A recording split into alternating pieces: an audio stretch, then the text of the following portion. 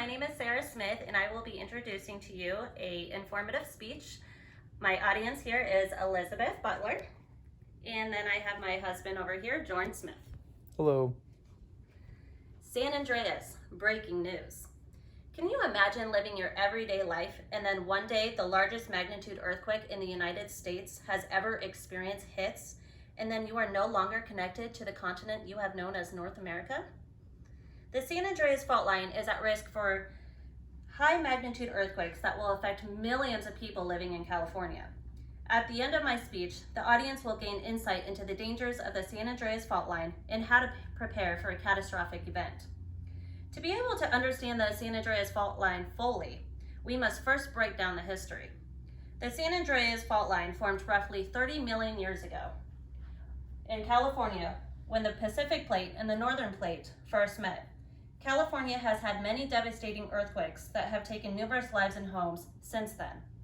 According to the California Earthquake Authority, CEA, the San Andreas fault line runs approximately 800 miles through California, from the Salton Sea to Cape Mendocino. The Salton Sea starts right here, and then it goes and runs through all the way up to Cape Mendocino. There's also 500 different fault lines connecting to the San Andreas fault line that you don't see here. It's spread throughout California, but they all intertwine into the San Andreas fault line. And there's also 3 different segments of the San Andreas fault line. We have the northern part up here, central, and then the southern. All land west of the fault line on the Pacific Plate is moving slowly to the northwest, while all the land east of the fault is moving southwest under the influence of plate tectonics. The rate of slippage averages approximately 1.3 to 1.5 inches annually in California. On April 18th, 1906,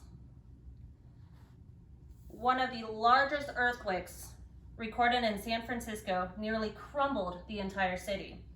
They had an earthquake magnitude of 7.9, killing 3,000 people, and over 200,000 families lost their homes from disastrous fires that engulfed the city as a whole.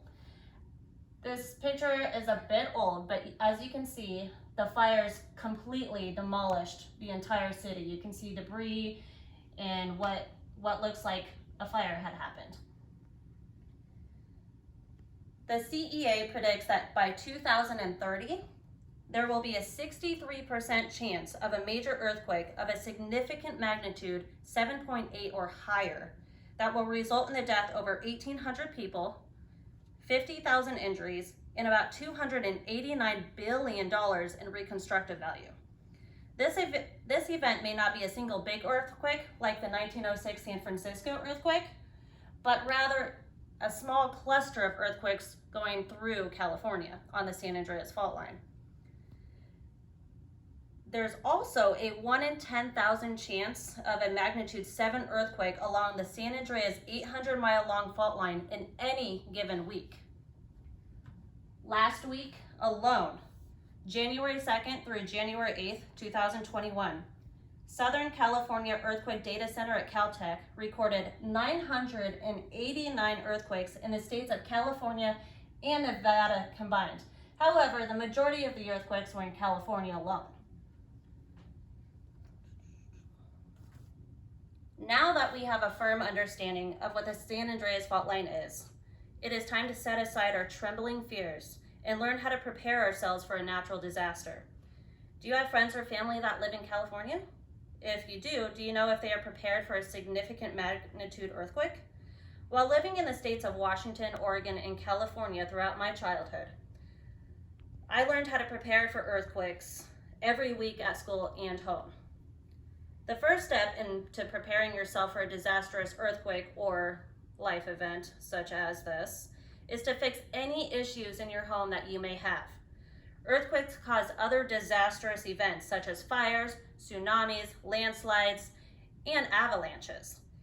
Obviously, if you have a gas leak in your home and an earthquake hits, there is a strong chance your house will catch on fire, just as the 1906 San Francisco earthquake did. But that was the entire city. The second step is to create a safety plan for you and your family.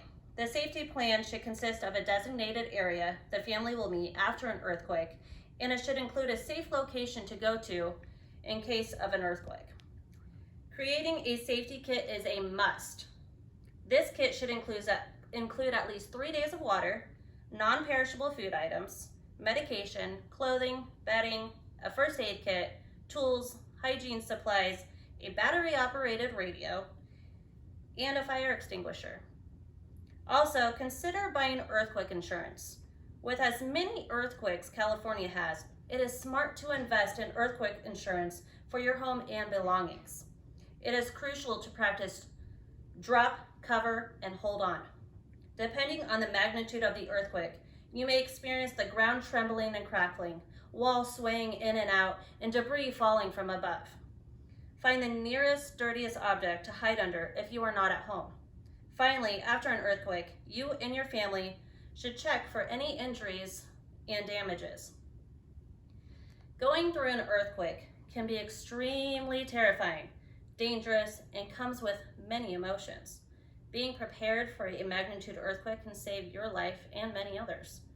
Now that you have a firm understanding of the San Andreas fault line and are prepared for such a devastating event, you can now practice and share this information with others. I'm terrified, scared that the West Coast will no longer be intact with the U.S. at any given point from massive magnitude earthquakes across the San Andreas fault line. Researching the San Andreas fault line has provided me with groundbreaking insight into the dangers the fault line possesses to the United States as a whole, and has left me hoping that the theory of California eventually breaking off remains a theory and not a splitting reality.